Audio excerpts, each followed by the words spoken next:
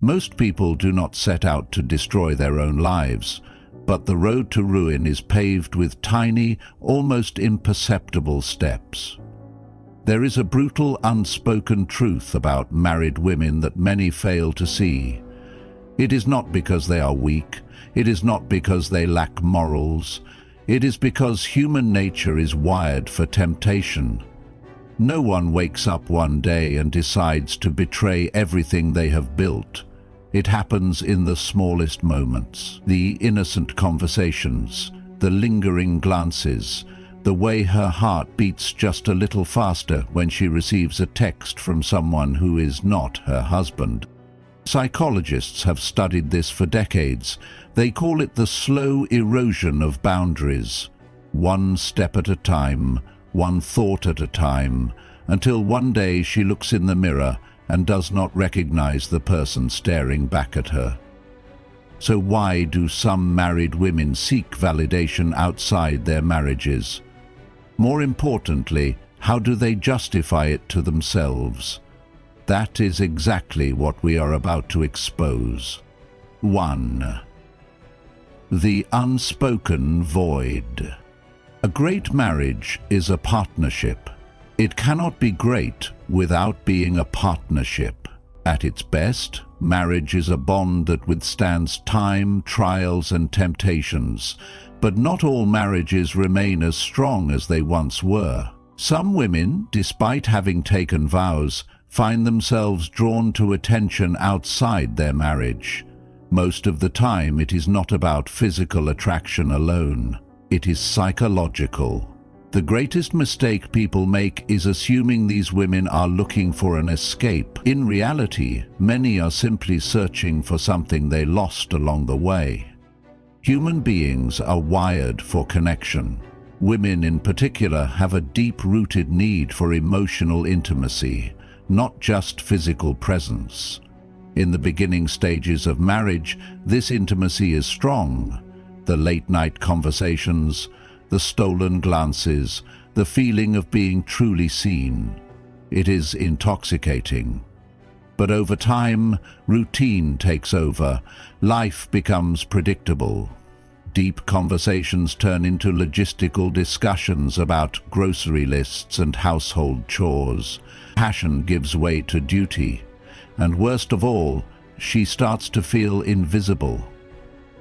This is where the danger begins. The silent killer of relationships is not conflict, it is indifference.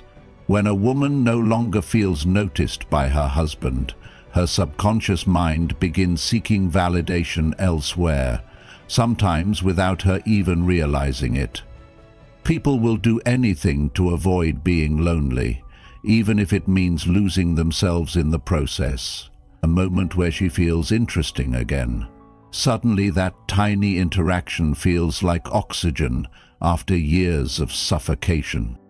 Marriage comes with responsibilities, predictability and stability, but the downside of stability is that it often kills excitement.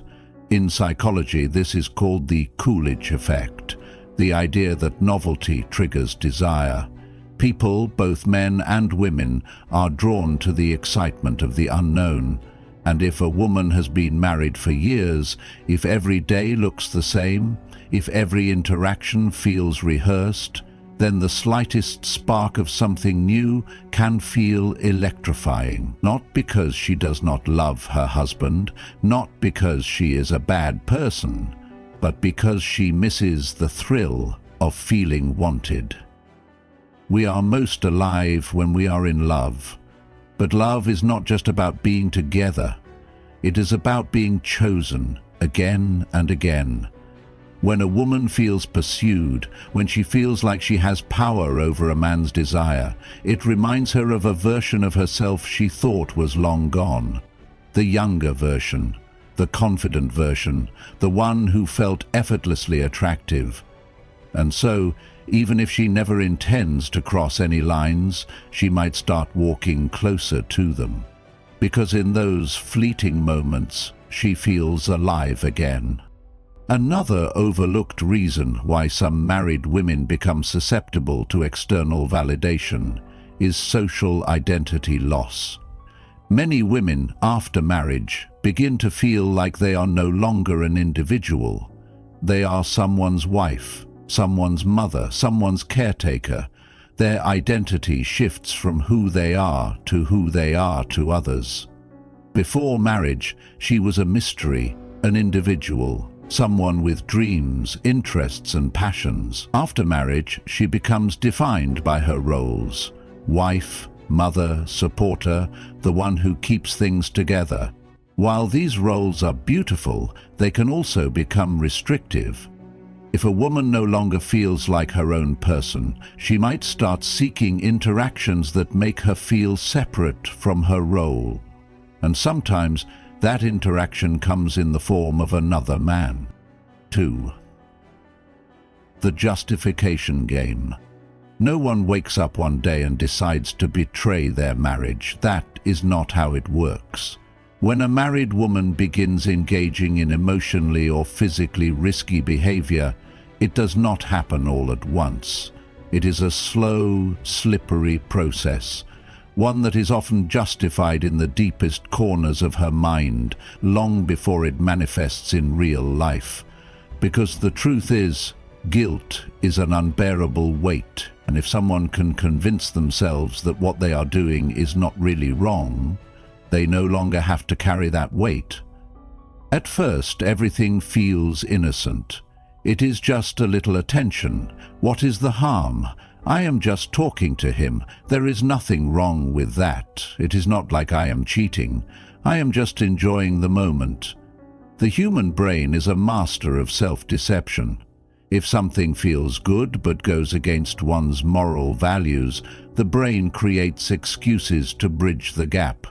Psychologists call this cognitive dissonance, the tension that arises when actions contradict beliefs. When that tension becomes too much to bear, the mind bends reality to protect itself. The easiest person to fool is yourself. So, a woman who was once completely loyal starts playing mental games. She downplays her actions. It is just flirting. It is not like I would actually do anything. She shifts the blame. If my husband paid more attention to me, I would not need this. She compartmentalizes. This has nothing to do with my marriage. This is just something separate for me. But here is the danger. The more she justifies, the further she will go. For many married women, the first betrayal is not physical. It is emotional. And this is what makes it so dangerous. With physical cheating, the lines are clear. There is no gray area in kissing, sleeping with, or intimately touching another man. But an emotional affair, that is where things get blurry. Late-night texts, conversations that go deeper than they should, sharing personal struggles with another man instead of her husband. At first, she tells herself it is just emotional. There is no harm in talking. But emotional intimacy is powerful. When a woman shares her mind, her thoughts, and her emotions with a man, she has already started detaching from her husband. Cheating is not always a physical act. The moment you start keeping secrets from your partner, you have already crossed the line. And this is where the real danger lies. Because when emotions are deeply involved, physical boundaries start to break down. The most dangerous justification is the "I deserve this" mindset. At this stage, a woman no longer sees her actions as questionable. In her mind, they are justified. I have sacrificed so much for this marriage. I deserve to feel good again. He has ignored me for years. If he does not care, why should I? I have been faithful for so long, and it has gotten me nowhere. What is the point? This is the point of no return. At this stage, the emotional connection she has formed with another man feels more real than the marriage itself. Her mind has fully convinced her that stepping over the line is not betrayal, it is justice. And once a person believes something is justified, nothing can stop them.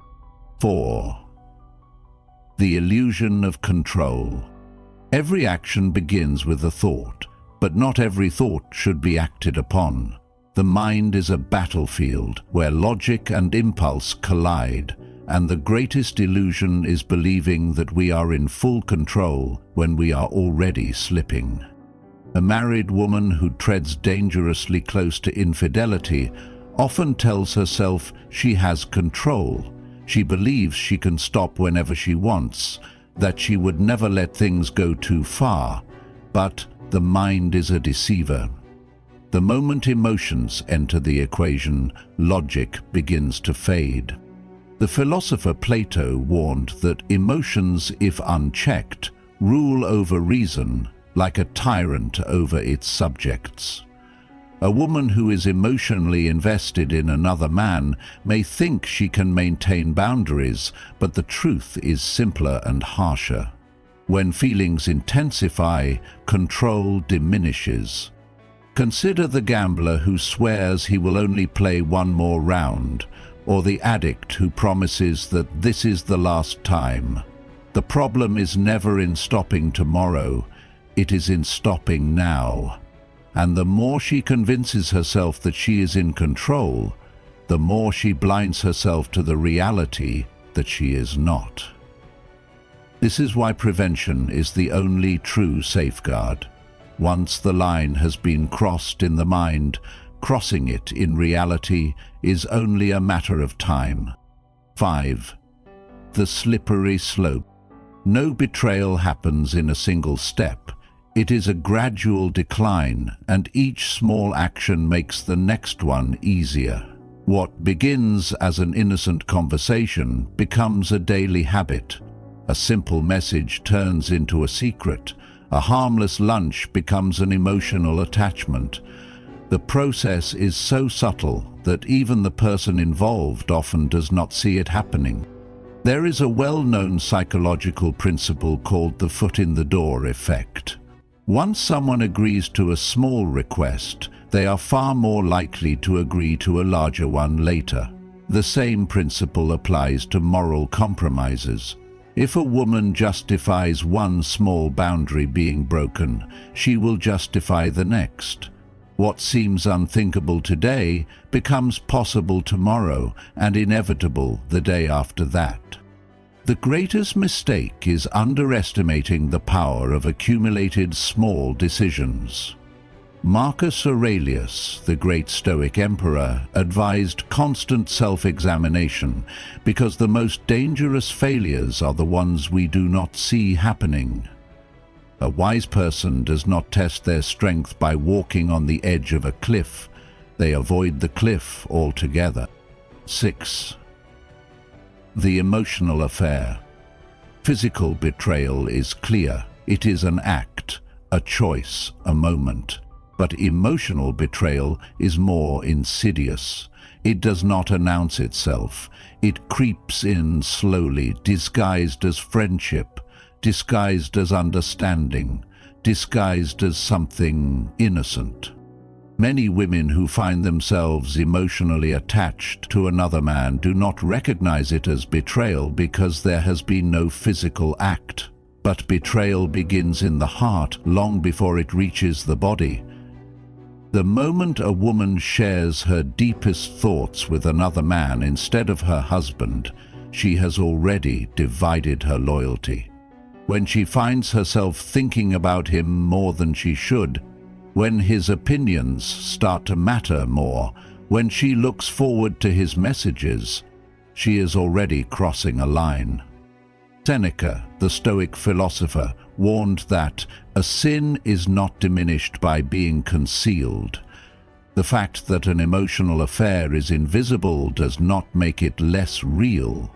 In some cases, it is more damaging than physical betrayal, because while the body is temporary, the mind is where true bonds are formed. 7. The justification spiral. No one sees themselves as the villain of their own story. This is why the most dangerous lies are the ones we tell ourselves. Justification is the shield that protects people from their own guilt. It starts small. I deserve this, she tells herself. My husband doesn't appreciate me. This isn't really cheating. I'm just talking. I'm just happy. And so the spiral continues. The human mind cannot tolerate internal contradiction for long. Psychologists call this cognitive dissonance, the discomfort of holding conflicting beliefs. Instead of admitting wrongdoing, people change their beliefs to match their actions. If an action feels good but contradicts their values, by the time she fully justifies her actions, the betrayal has already happened in her mind. The worst part is that at this stage, she no longer sees herself as wrong.